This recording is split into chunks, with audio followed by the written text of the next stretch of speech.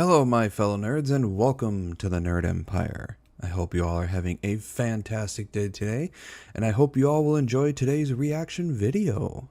With that being said, let's get right into it, shall we? We got 2 more to go, and then we'll move on to games. This one is by Survive X, and it's called 6 Horror Movie Monsters You Have Zero Chance of Surviving.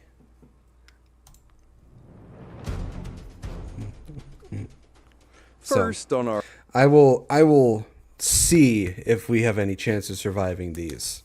I love horror, so I think I have a good opinion on this stuff. Our intergalactic menu is the Xenomorph from Ridley Scott's Alien. This creature is the universe's perfect killing machine. Okay, for the Xenomorph, I would say I'm amazed how some dogs can vibe with any... Yeah, it is quite amazing how dogs can do that. When it comes to the Xenomorph, if the person that is facing the Xenomorph has nothing to defend himself with, it's just him alone with no weapons or anything, then I would say yes, you have a 0% chance of surviving a Xenomorph. Now, as long as you have a weapon that is able to, either putting it on fire with a flamethrower or blowing its fucking brains out with like a shotgun or something. If you have a weapon, you at least have some chance of survival. Not a very high chance, mind you, because these guys are very good with stealth and everything, and they are very fucking strong and fast. You have a chance. Very slim one, though. I would say probably about a 5% chance. At most, a 5% chance. Masterpiece of biomechanical horror. It's a sleek, silent predator with acid for blood, a tail that could double as a spear, and a charming little mouth that pops out of its bigger mouth just to say hello before it punches a hole through your skull. It's the kind of creature that makes you wonder if the universe has a very, very dark sense of humor. You might think you're clever. You'd try to hide, maybe set a trap. That's adorable. The Xenomorph is a master of stealth, capable of blending into the industrial guts of a spaceship so perfectly that you wouldn't see it until its drool was dripping on your forehead. It doesn't make noise. It doesn't leave footprints. It just appears, and then you disappear. It's like playing hide and seek with the Grim Reaper, only the Reaper thinks this is a really fun game. Let's talk about your plan. Are you going to shoot it? Good luck. Its exoskeleton can deflect bullets, and even if you do manage to wound it, its pressure... Well, that also depends on the caliber of the bullet. It's not so hard that it can defend against all caliber of bullets. I would say probably 9mm, a 22, it could probably deflect those. But the more high caliber ones that have piercing damage, no, I don't think it can. Acidic blood will melt through the ship's hull, your friends, and your face. So your best weapon is also a self-destruct button. Are you going to fight it hand to hand? Please. Highly trained space marines with pulse rifles got turned into wall decorations. You, with your cardio routine and positive attitude, are just a well-marinated meal. The Xenomorph has been in some DC comics. I actually did not know that. That is very interesting. True horror of the Xenomorph is its life cycle. It doesn't just kill you, it uses you. First, a facehugger lovingly implants an embryo in your chest. Then, after a brief and uncomfortable gestation period, your new baby bursts out to say hi to the world, killing you in the most spectacularly gruesome way imaginable. You're not just a victim, you're an incubator. Your body is nothing more than a disposable womb for the next generation of perfect killers. So let's be brutally honest. In this scenario, you are not the hero. You are not the final girl. You are, at best, a statistic. At worst, you're a walking maternity ward for a monster that will forget you existed the moment it finishes cleaning your bones from its teeth. Your chances of survival are not just zero, they're in the negative. Next up, we have a threat that's a little more abstract, but infinitely more insidious. From Color Out of Space, we're introduced to an entity that doesn't have claws or fangs. It doesn't even have a body. It's just a color, a weird, shimmering, magenta-like hue that crash lands in your backyard and proceeds to turn your life into a psychedelic nightmare. It's the ultimate HOA violation, and it's here to ruin everything. At first, it seems almost beautiful. Plants grow large, the water... Okay. I'd say with an enemy like this, as long as it doesn't have any sort of a corporeal form that we can interact with or do anything to, then yeah, I'd probably say you have about a 0% chance of surviving it, because it's basically formless. It doesn't have an actual physical body, so we don't have any real way to combat that. So I'd agree, 0% chance with this one. Has a pretty sheen, and everything is bathed in this otherworldly glow. But then you start to notice the side effects. The air gets thick, the water tastes like metal, and the giant, vibrant tomatoes you grew are completely inedible. The color isn't nurturing life, it's rewriting it. It's a cosmic infection that slowly turns your idyllic farm into a cancerous alien landscape. And it doesn't just affect the environment, it affects you. The color seeps into your mind, twisting your perception of time and reality. You'll lose hours, have conversations with people who aren't there, and feel your sanity fraying like an old rope. It's a slow, creeping madness. Your family members start acting strange, their bodies and minds warping into something unrecognizable. The real horror isn't the monster outside. It's watching your loved ones and yourself become the monster. How do you fight a color? You can't shoot it. You can't stab it. You can't even look at it without it infecting your senses. Trying to escape is pointless. It's in the water you drink, the air you breathe, and the very ground beneath your feet. It's a form of radiation from a dimension your brain can't comprehend. Running away from it is like trying to run away from the concept of purple. It's a fundamentally stupid and impossible idea. Ultimately, you would become part of its grand, grotesque masterpiece. Your body would either dissolve into a pile of gray ash or merge with your family members into a pulsating, screaming mass of flesh. You wouldn't just die. You would be unmade. Your very existence erased and rewritten by a cosmic artist whose only medium is suffering. Survival isn't an option. It's a concept from a reality you no longer inhabit. Huh, interesting.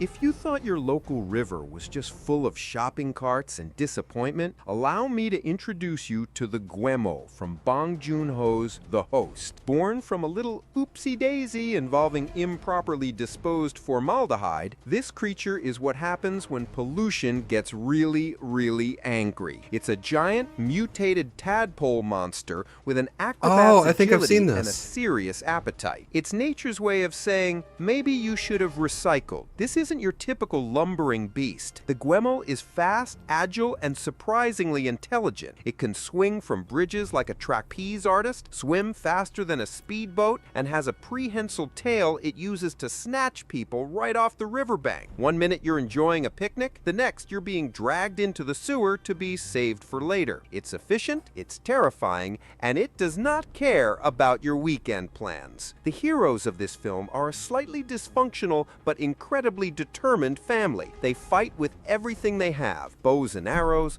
Molotov cocktails, and sheer stubborn willpower. They are far more resourceful and brave than you or I would ever be in that situation. And even they barely manage to make a dent. So what's your plan? Complain to the city council? I think Write a I've seen strongly this worded one. tweet? The monster will have already turned you into a human Happy Meal. Let's not forget the environment. To fight this thing, you have to navigate the dark, disgusting sewers of Saul, which is where it likes to store its victims. So not only are you being hunted by a giant mutant fish, but you're also wading through filth surrounded by the half-eaten remains of its previous snacks. It's a 2-for-1 special of physical danger and psychological trauma, with a lovely side of potential disease. Your survival here is a joke. You'd either be snatched in the initial attack, trampled by the panicking crowd, or caught and stored in a damp, dark sewer for the monster to enjoy at its leisure. The Guemo is a testament to humanity's carelessness, a walking, swimming embodiment of our mistakes, and it's more than happy to make you pay for them personally.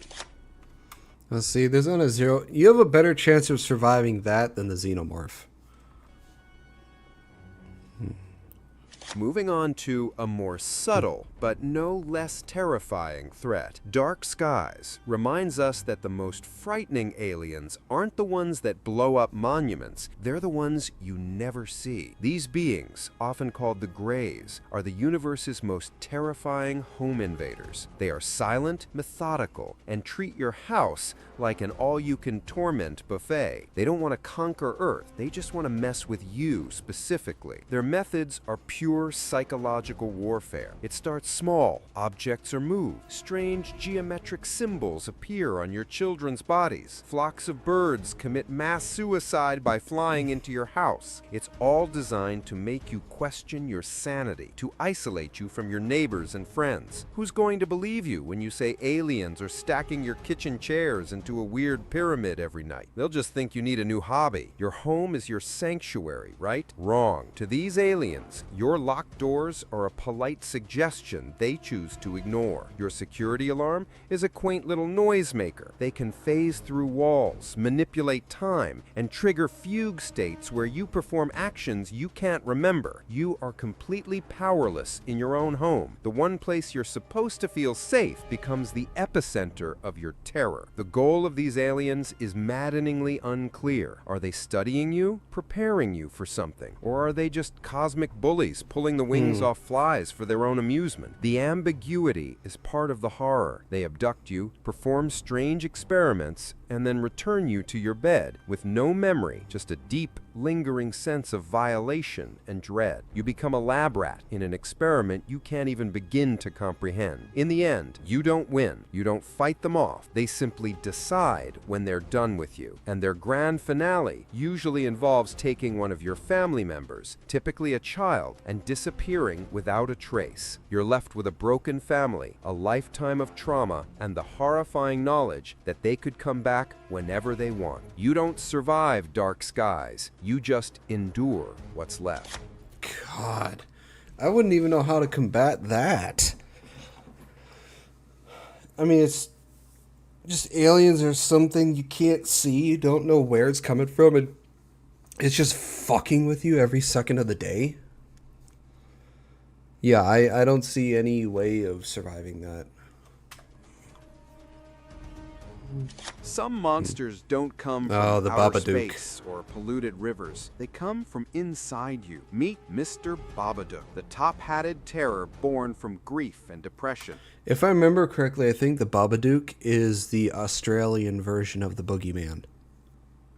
He's not a creature you can fight with a gun. He's a metaphor made manifest, a storybook monster that crawls out of the pages and into the darkest corners of your mind. He's the house guest who will never, ever leave. The Babadook's power is insidious. It feeds on your sorrow, your anger, and your exhaustion. It whispers in your ear, telling you to do terrible things. It isolates you, turning you against the people you love most. The film's protagonist, a grieving widow, doesn't just have to protect her son from the monster. She has to protect him from what the monster is turning her into. It's a battle for your own soul, and you're losing. You can't get rid of the Babadook. You can burn the book, but it will just reappear on your doorstep, charred but intact. You can scream at it, but that only makes it stronger. It's a physical manifestation of your own inner demons. Trying to destroy it is like trying to destroy your own trauma. It doesn't work. It's a part of you now, whether you like it or not. The most terrifying thing about this monster is its end game. It doesn't just want to kill you, it wants to possess you. It wants to wear your skin, use your voice, and destroy your family from the inside out. It wants to take everything you love and twist it into something ugly and broken. It's a parasite that hollows you out and leaves a shell filled with rage and despair. So how do you survive? You don't. The film's resolution isn't a victory, it's a truce. You learn to accept the monster. You lock it in the basement and feed it a bowl of worms every day. You learn to live with your grief, your trauma, your Babadook. But it's always there, lurking in the dark. A constant reminder of the monster within. That's not survival. That's a life sentence. God, yeah, that's creepy as hell.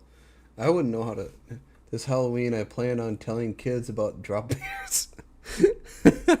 Oh, the classic Australian way to fuck with people.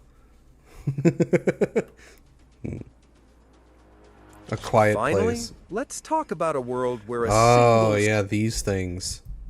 sound can get you killed. In A Quiet Place, the planet has been overrun by creatures that are blind, but have a sense of hearing so acute they can hear a pin drop from a mile away. They are fast, heavily armored, and exist for one reason: to violently annihilate any source of noise. Think of them as the universe's most aggressive librarians. Your entire existence would become a tightrope walk of silence. No talking, no laughing, no sneezing. You'd have to walk barefoot on paths of sand, communicate in sign language, and pray you don't accidentally knock something over. Every creaky floorboard, every cough, every nervous twitch is a potential death sentence. Your house isn't a home, it's a minefield of sound. Let's be realistic about your chances. You, the person who probably listens to music on full blast and laughs loudly at memes, would not last 5 minutes. You'd trip, you'd drop something, you'd get the hiccups,